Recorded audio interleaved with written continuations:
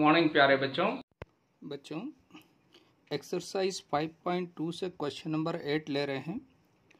Question देखिए क्या कहा है। An AP consist of 50 terms, यानी एक एपी दी हुई है जिसमें 50 टर्म्स यानी एन इज इक्वल टू 50 है बच्चों यहाँ पर। Of which third term is 12, और यानी A3 जो है उसका 12 है। And last term is 106। Last term मालूम नहीं रहती तो हम जनरली क्या लेते हैं AN, तो AN हो गया आपका 106 बच्चों। फाइंड द 29 टर्म, आपको यानी A29 निकालना है। तो जो चीज़ दिया हुआ है वो सब हमने यहाँ नोट कर लेते हैं। तो गिवन नंबर ऑफ टर्म हो गई 50। थर्ड टर्म AP की मान लिया हमने A3 is equal to 12। Last term AN मान लिया 106। To find A29 is equal to, ये मतलब फाइंड करना है, ये कुछ भी वैल्यू हो सकती है, हमें अननोन है अभी हमारे लिए। देखिए लास्ट टर्म मतलब क्या हो गया, इसमें कितनी टर्म है 50, तो लास्ट टर्म कौन सी हो जाएगी A50 हो जाएगी। तो हम A50 इज इक्वल टू 106 भी लिख सकते हैं और AN इज इक्वल टू 106 भी लिख सकते हैं। अब आगे देखिए आपको A3 दिया है तो A3 से एक इक्वेशन बनाएंगे हम। कैसे, A3 इज इक्वल टू 12 है तो A3 को हम क्या लिख सकते हैं प्यारे बच्चों, A plus 2D is equal to 12। ये नंबर एक इक्वेशन आपको मिल गई यहाँ से। अब देखिए AN इज इक्वल टू 106 दिया है, तो AN इज इक्वल टू 106 और N का वैल्यू 50 है तो A50 इज इक्वल टू 106 हो गया। और A50 को हम लिखते हैं बच्चों A प्लस 49D, यानी एक कम है ना, D का जो कोफिशिएंट है एक कम हो जाएगा, यानी 49 टाइम्स हो गया D इज इक्वल टू 106। ये नंबर 2 हो गई। अब फर्स्ट और सेकंड से हम क्या कर लेंगे, ये लीनियर इक्वेशन हो गई दोनों, है ना, और 2 वेरिएबल है इसमें, तो एलिमिनेशन मेथड से हम क्या करेंगे A और D का वैल्यू निकाल लेते हैं। तो हमने क्या करा, फ्रॉम 2 माइनस 1 यानी 2 में से 1 को घटाया। तो सेकेंड इक्वेशन आपके पास क्या है बच्चों, A plus 49D is equal to 106, और ये सेकेंड इक्वेशन है। और फर्स्ट इक्वेशन है A plus 2D is equal to 12। आप सब्ट्रैक्ट कर रहे हैं इसको, तो देखिए ये प्लस है तो ये माइनस हो जाएगा, ये प्लस है तो ये भी माइनस हो जाएगा, ये प्लस है तो ये भी माइनस हो जाएगा। तो आपको यहाँ पर क्या मिलेगा, A से A कैंसिल हो गया बच्चों, 49 में से 2D गया तो 47D बचा, और 6 में से 2 जाएगा तो 4, और यहाँ बचा 94। तो दिस इम्प्लाइज, यहाँ से आगे बढ़ते हैं तो D इज इक्वल टू हो गया 94/47, और ये इसका डिवाइड करेंगे तो 2 मिलेगा आपको। तो D का वैल्यू आपके पास 2 आ गया बच्चों। तो ये जो वैल्यू मिला हमको, ये क्या कर देंगे 1 में रख देंगे D का वैल्यू। तो यहाँ पर हमने लिख दिया बच्चों, putting D is equal to 2 in equation first. तो इक्वेशन फर्स्ट क्या है आपके पास बच्चों, इक्वेशन फर्स्ट है A plus 2D is equal to 12। So this implies, यहाँ से A का वैल्यू तो हमको निकालना है बच्चों, और D का वैल्यू हमको मालूम है 2 इज इक्वल टू 12। तो नेक्स्ट स्टेप में आपको मिल गया बच्चों A is equal to 12 minus 4, ये 2 2 ज़ा 4 हो गया, 4 माइनस कर लिया उधर, तो आपको A इज इक्वल टू कितना मिल गया बच्चों यहाँ पर 8। तो देखिए A का वैल्यू 8 आ गया आपके पास, और दूसरा एंड D का वैल्यू आपके पास कितना है, D का वैल्यू यहाँ निकाल लिया आपने, D is equal to 2। A और D मालूम हो गया बच्चों, तो हम 29 टर्म जो निकालना है वो हम निकाल लेंगे आसानी से। सो देयरफॉर क्या हो जाएगा, इसलिए A29 इज इक्वल टू होगा बच्चों A प्लस 28D। इसमें वैल्यू पुट करा हमने, तो A का वैल्यू है हमारे पास 8 प्लस 28 मल्टीप्लाई डी का वैल्यू है 2।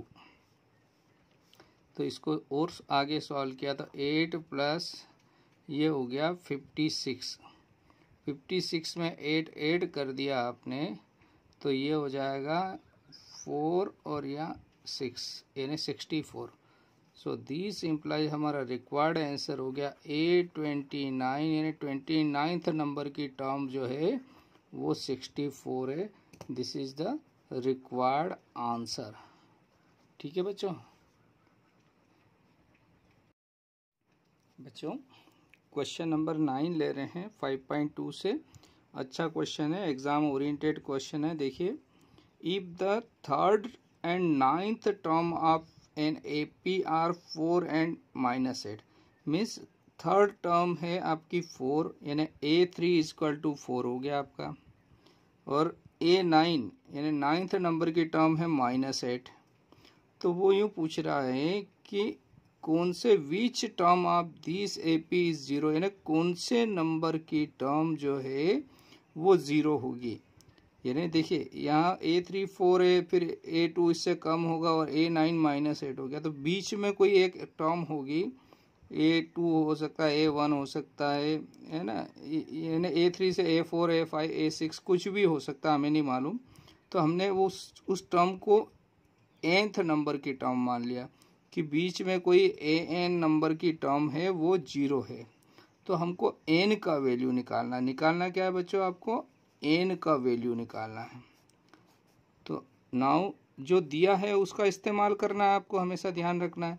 तो आपको दिया है A3 और A9, तो इससे A और D निकाल लेंगे हम। तो कैसे निकालेंगे?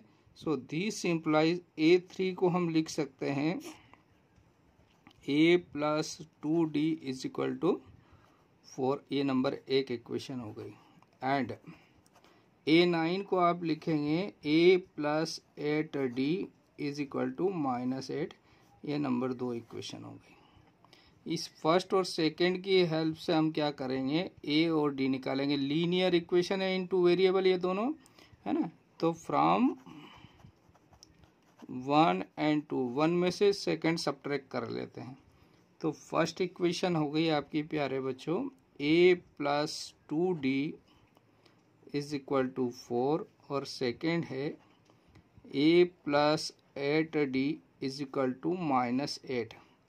सब्ट्रैक्ट कर रहे हैं बच्चों, सब्ट्रैक्ट कर रहे हैं, यानी सेकेंड वाली इक्वेशन के साइन जो है वो बदल जाएंगे। प्लस है तो माइनस हो जाएगा, माइनस है तो प्लस हो जाएगा। देखिए A से A कैंसिल हो जाएगा आपका, ये 2D प्लस का और ये माइनस का है, तो आपस में सब्ट्रैक्ट होने के बाद कितना बच जाएगा आपका यहाँ पर माइनस के 6D। ये भी प्लस का और ये भी प्लस का, तो ये दोनों मिलके 12 हो गया बच्चों। तो अगली स्टेप में आपको क्या मिलेगा यहाँ से, D is equal to 12 by -6। तो 6 2 जाए यानी -2 आ गया आपका वैल्यू। तो D का वैल्यू -2 आ गया, तो ये इक्वेशन फर्स्ट में रख रहे हैं। तो यहाँ पर हमने लिख दिया पुटिंग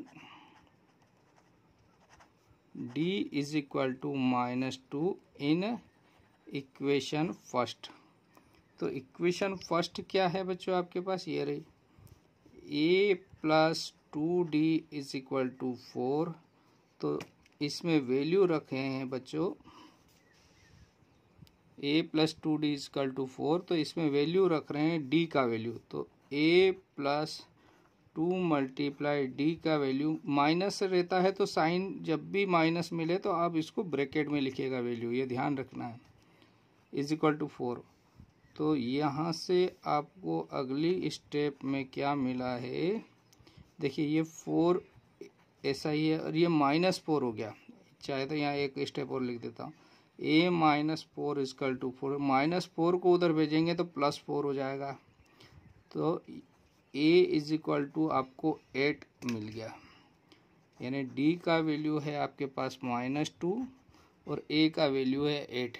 A और D की मदद से हम क्या निकाल लेंगे, N का वैल्यू। तो N का वैल्यू कहाँ से निकलेगा, इस जगह से, यानी चूंकि क्या है हमने मान रखा है A n इजकल टू 0 है, so this implies a n को हम क्या लिख सकते हैं, ए एन को लिखते हैं a plus n minus 1 into d और इज इक्वल टू 0।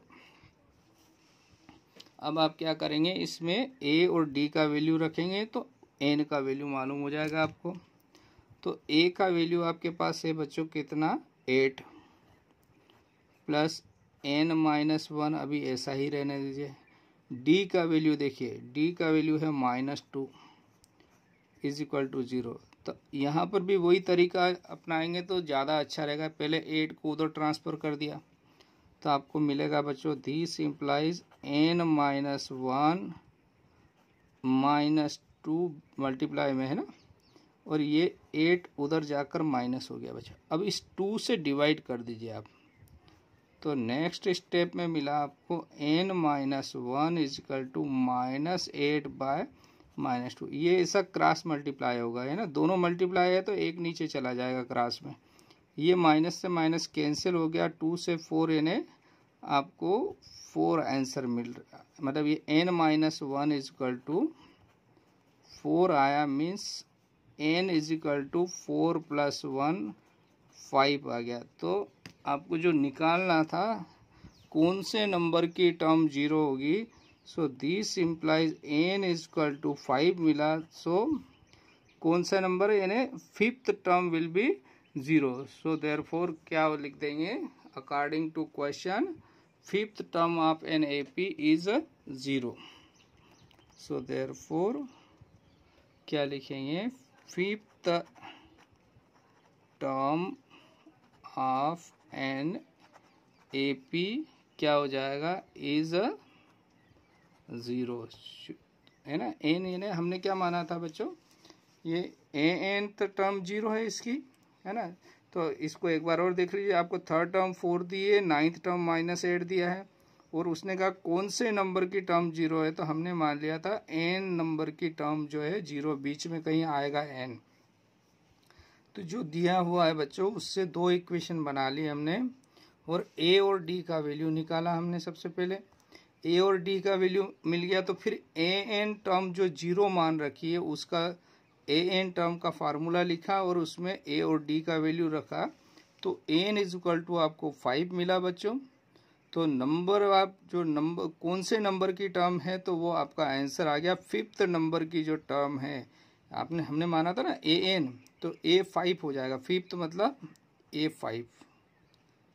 a5 जो है term of an A P will be 0। मतलब यहाँ से क्या हो गया, a5 इजकल टू 0 मिल गया आपको। ठीक है, तो यहाँ पर आपका क्वेश्चन कंप्लीट होता है। ओके, थैंक यू बच्चों। 5.2 से क्वेश्चन नंबर 10 ले रहे हैं। क्वेश्चन में क्या कहा देखिए, the 17th term of an A P. 17th term का मतलब हुआ A70 बच्चों, है ना। तो 17 नंबर का जो पद है ऑफ एन ए पी एक्सिट्स यानी ज़्यादा है इट्स 10th टर्म, यानी A10 जो है A10 से वो कितना ज़्यादा है, 7 है। अगर इसके 10वें पद में 7 जोड़ दें तो वो उसके 17th टर्म का जो वैल्यू है, जो टर्म है, उसके बराबर हो जाएगा। तो इसका अकॉर्डिंग टू क्वेश्चन क्या लिखेंगे, A17 इज इक्वल टू, ये इसकी 10th टर्म में अगर 7 ऐड कर दें हम, तो इसका जो वैल्यू होगा, यानी जो टर्म को इन दोनों को ऐड करने पर जो वैल्यू आएगा वो 17th टर्म की वैल्यू के बराबर हुआ, यानी उसकी टर्म के बराबर हो गया है। तो आपको निकालना है डी, निकालना है कॉमन डिफरेंस। तो बहुत आसान क्वेश्चन है बच्चों ये। तो यहाँ से क्या हो जाएगा, A17 का जो वैल्यू है, आप जानते हैं A17 को क्या लिख सकते हैं, A प्लस 16D, और A10 को क्या लिख सकते हैं, A प्लस 9D प्लस 7। तो देखिए बहुत अच्छा सवाल है और बहुत छोटा सा सवाल है। A से A को जब इधर लाएंगे तो A माइनस हो जाएगा, तो A से A कैंसिल कर सकते हैं डायरेक्ट यहीं पर। तो आपको यहाँ पर क्या मिल गया बच्चों, this implies 16D is equal to 9D plus 7 मिल गया। अगली स्टेप में 9D को मैंने इधर ट्रांसफ़र कर दिया, तो 16D minus 9D is equal to 7। तो 16 में से 9 माइनस करेंगे तो आपको 7D मिलेगा। तो this implies 7D is equal to 7। 7 से डिवाइड कर दिया तो D is equal to 7/7 cancel कर दिया तो 1 मिला। तो आपका जो रिक्वायर्ड आंसर था तो वो हो गया D इज इक्वल टू 1, है ना। ये कॉमन डिफरेंस आ गया और यही आपका आंसर है ना। So common difference D is equal to 1 आएगा आपका आंसर।